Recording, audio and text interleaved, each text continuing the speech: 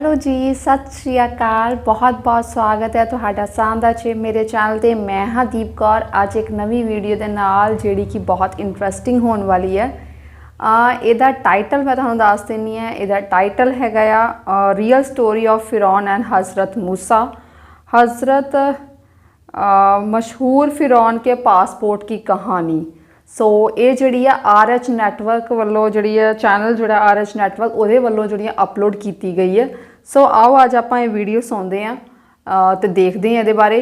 सो जेकर तुहानू ये वीडियो जी वधिया लगे तो इसनू लाइक तो शेयर जरूर कर दिओ। मेरे चैनल पर पहली बार आए हो तो चैनल को सबसक्राइब जरूर कर दिओ, नाल लगा बैल आइकन जरूर दबा दिओ ਤਾਂ ਜੋ ਮੇਰੀਆਂ ਆਉਣ ਵਾਲੀਆਂ ਵੀਡੀਓਜ਼ ਦਾ ਨੋਟੀਫਿਕੇਸ਼ਨ ਤੁਹਾਡੇ ਕੋਲ ਸਭ ਤੋਂ ਪਹਿਲਾਂ ਪਹੁੰਚ ਸਕੇ। ਹੁਣ ਕਰਦੇ ਹਾਂ ਆਪਾਂ video ਸਟਾर्ट। Let's watch the video. दोस्तों, पासपोर्ट एक इंसान की उस ज़रूरी आईडी को कहा जाता है कि जिसकी ज़रूरत एक इंसान को उस वक्त पड़ती है कि जब वो अपने देश से निकलकर दुनिया के किसी और देश में जाना चाहता है, क्योंकि दूसरे देश का एडमिनिस्ट्रेशन इस पासपोर्ट आईडी को देखने के बाद ही किसी भी अजनबी इंसान को अपने देश में एंटर होने देता है। लेकिन आपको जानकर शायद हैरानी होगी कि फ़िरौन हमारी दुनिया का वो इकलौता इंसान है कि जिसका पासपोर्ट उसकी मौत के बाद बनाया गया है। वही फ़िरौन कि जो हमारी इस दुनिया से आज से लगभग 32 या 3300 साल पहले ही गुजर चुका है, यानी उसकी मौत को 3 या 3500 साल का एक लंबा दौर गुजर चुका है। लेकिन अब सवाल ये है कि आखिर हमारी दुनिया वालों को इतने पुराने इंसान का पासपोर्ट बनाने की ज़रूरत क्यों पड़ी, और आखिर ये फ़िरौन था कौन। तो चलिए दोस्तों, आज की अपनी इस वीडियो में हम इन्हीं सारे सवालों के जवाब ढूंढते हैं। साथ ही साथ हम आपको बताएंगे कि आखिर फ़िरौन की लाश कब, कैसे और कहां मिली थी, और फ़िरौन की लाश पर रिसर्च करने वाले इंसानों का क्या अंजाम हुआ था। तो चलिए आज की अपनी इस वीडियो को शुरू करते हैं। तो दोस्तों, ये कहानी है मिस्र के इलाके पर एक लंबे वक्त तक राज करने वाले उस फ़िरौन की कि जिसको रेमेसिस सेकंड के नाम से जाना जाता है। इसने मिस्र के एक बड़े इलाके पर 8 से लगभग 3200 साल पहले राज किया था। आपको बताते चलें कि ये मशहूर फ़िरौन अपनी हुकूमत और अपनी ताकत के नशे में इतना ज़्यादा घमंडी हो गया था कि इसने अपने दौर में खुदाई का दावा भी कर डाला था, यानी ये अपने आप को ही खुदा मानने लगा था और लोगों को मजबूर करने लगा था कि सारे के सारे लोग इसको ही खुदा माने। इसी वजह से इसके दौर में इसका मुकाबला मशहूर पैगंबर यानी हज़रत मूसा अलैहिस्सलाम से हुआ था। वही हज़रत मूसा अलैहिस्सलाम कि जिनको मुसलमानों के साथ साथ यहूदी धर्म में भी बहुत ज़्यादा रिस्पेक्ट दी जाती है, बल्कि यहूदी तो हज़रत मूसा अलैहिस्सलाम को ही अपने धर्म की सबसे मेन पर्सनैलिटी के तौर पर देखते हैं।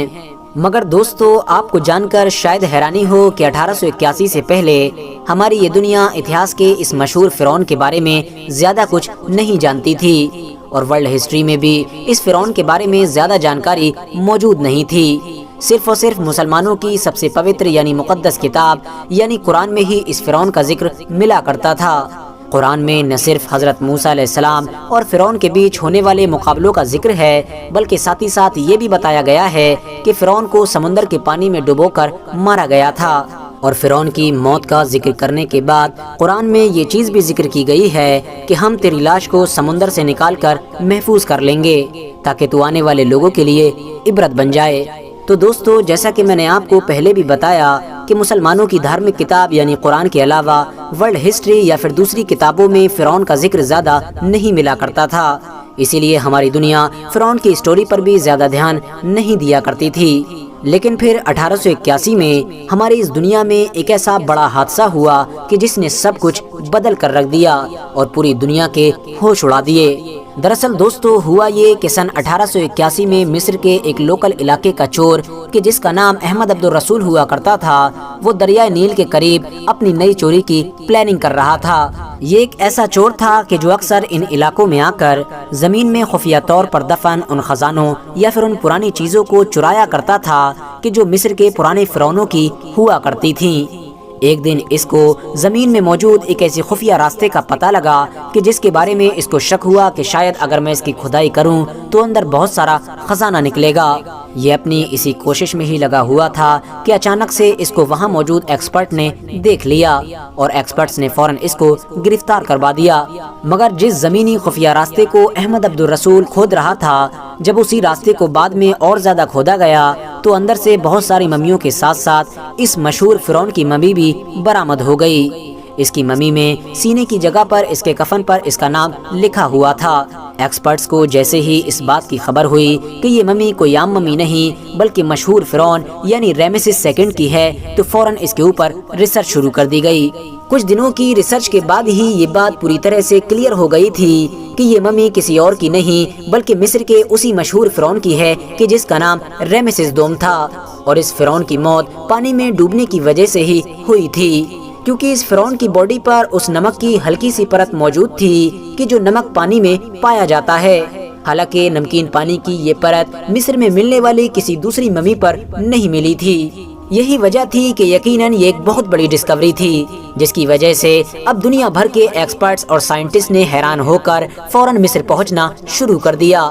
دنیا کے بڑے بڑے سائنٹسٹ نے بھی اب اس پر ریسرچ کرنا شروع کی، اور کچھ وقت کے بعد ہی اس ممی پر ریسرچ کرنے والے دنیا کے سبھی بڑے سائنٹسٹ اس بات پر ایگری ہو گئے تھے کہ یہ لاش اسی مشہور فرعون کی ہے کہ جس کی موت مشہور پیغمبر یعنی حضرت موسیٰ علیہ السلام سے مقابلہ کرتے وقت پانی میں ڈوبنے کی وجہ سے ہوئی تھی۔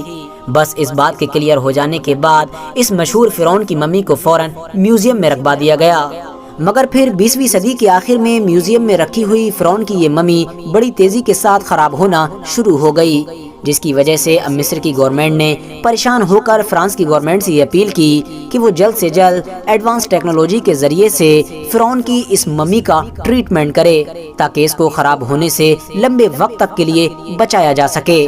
اس کے علاوہ ایڈوانس ٹیکنالوجی کے ذریعے سے اس بات کو اور بھی زیادہ کلیئر کرے کہ آخر فرعون کی موت کی وجہ کیا تھی۔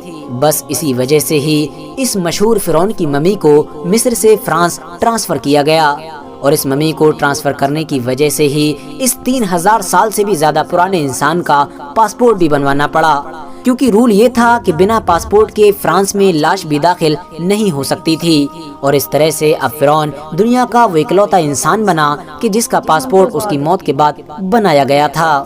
RH نیٹ ورک کے نالجبل فرینڈز، جب اس مشہور فرعون کی لاش فرانس پہنچی تو پوری دنیا حیران رہ گئی، کیونکہ فرانس میں اس مشہور فرعون کی ممی کے ساتھ بالکل ویسا ہی سلوک کیا گیا کہ جیسا ایک زندہ انسان کے ساتھ کیا جاتا ہے۔ ایئرپورٹ پر اس کی ممی کو ریسیو کرنے کے لیے باقاعدہ بہت سارے منسٹرز بھی موجود تھے۔ اس کے علاوہ وہاں موجود آرمی نے بھی اس کی ممی کو اس طرح سے سلامی پیش کی جیسے ایک بادشاہ کو پیش کی جاتی ہے، اور اس کے بعد وہاں پر نہ صرف اس کی باڈی کا ٹریٹمنٹ کیا گیا بلکہ اس بات پر بھی ریسرچ شروع کی گئی کہ آخر اس کی موت کی اصل وجہ کیا تھی، اور اس پر ریسرچ کرنے والی ٹیم کو لیڈ کر رہے تھے مشہور ایکسپرٹ ڈاکٹر مورس۔ آپ کو بتاتے چلیں کہ کچھ دنوں کے اندر ہی ڈاکٹر مورس اور ان کی ٹیم نے بھی یہ بات کلیئر کر دی کہ اس فرعون کی موت کسی اور وجہ سے نہیں بلکہ پانی میں ہی ڈوبنے کی وجہ سے ہوئی تھی، کیونکہ اس کی باڈی میں اس نمک کا اثر آج بھی موجود ہے کہ جو نمک سمندر کے نمکین پانی میں پایا جاتا ہے۔ مگر دوستو، ریسرچ سے بھلے ہی یہ باتیں کلیئر ہو چکی تھیں، مگر ان ساری باتوں نے اس باڈی پر ریسرچ کر رہے ڈاکٹر مورس کو بہت زیادہ حیران کر دیا، کیونکہ وہ اس سوچ میں پڑ گئے کہ آخر جو چیزیں آج کے دور میں اتنی زیادہ ایڈوانس ٹیکنالوجی کے ذریعے سے معلوم کی گئی ہیں، وہ ساری چیزیں ایک دھارمک کتاب یعنی قرآن میں کیسے ہو سکتی ہیں۔ بس اسی چیز نے ہی ان کو اتنا زیادہ حیران اور پریشان کیا کہ انہوں نے فوراً مصر کا سفر کرنے کا ارادہ کیا۔ مصر پہنچ کر انہوں نے ایک ایسے ویگیانک سے ملاقات کی کہ جس سے ان کی فرینڈشپ ہوا کرتی تھی۔ اس مسلم سائنٹسٹ نے ڈاکٹر مورس کو قرآن کی وہ ساری آیتیں پڑھ کر سنائیں کہ جس میں نہ صرف مصر کے فرعون کے بارے میں بہت ساری جانکاری موجود تھی بلکہ یہ بھی بتایا گیا تھا کہ فرعون کی موت حضرت موسیٰ علیہ السلام سے مقابلہ کرتے وقت پانی میں ڈوبنے کی وجہ سے ہی ہوئی تھی۔ ساتھ ہی ساتھ اس سائنٹسٹ نے ڈاکٹر مورس کو قرآن کی وہ آیت بھی دکھائی جس میں کلیئرلی یہ لکھا ہوا تھا کہ ہم تیری لاش کو سمندر سے نکال کر محفوظ کر لیں گے تاکہ تو آنے والے لوگوں کے لیے عبرت بن جائے۔ دوستو، ان سب چیزوں نے ڈاکٹر مورس کے اوپر بہت گہرا اثر ڈالا۔ یہی وجہ تھی کہ دنیا کے زیادہ تر لوگ یہ کلیم کرتے ہیں کہ ڈاکٹر مورس نے اس حادثے کے بعد اسلام قبول کر لیا تھا، یعنی وہ دھرم سے مسلمان ہو گئے تھے، کیونکہ ڈاکٹر مورس کے ایسے بہت سارے انٹرویوز بھی موجود ہیں جن میں اسلام کے بارے میں کچھ اس طرح کی باتیں کی گئی ہیں کہ جس سے یہ اشارہ ہوتا ہے کہ شاید وہ مسلمان ہو گئے تھے۔ مگر آپ کو بتاتے چلیں کہ ڈاکٹر مورس نے کبھی بھی پبلک کے سامنے اس بات کو قبول نہیں کیا تھا کہ انہوں نے اسلام قبول کیا ہے یا پھر نہیں۔ فی الحال آج کی اپنی ویڈیو کو ہم یہیں پر ختم کرتے ہیں۔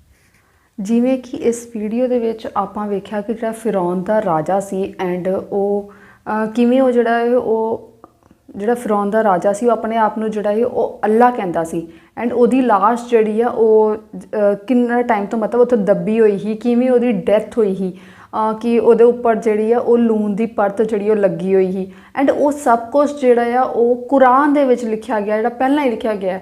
ਸੋ ਬਹੁਤ ਇਨਫੋਰਮੇਟਿਵ ਵੀਡੀਓ ਸੀ, ਬਹੁਤ ਵਧੀਆ ਲੱਗੀ।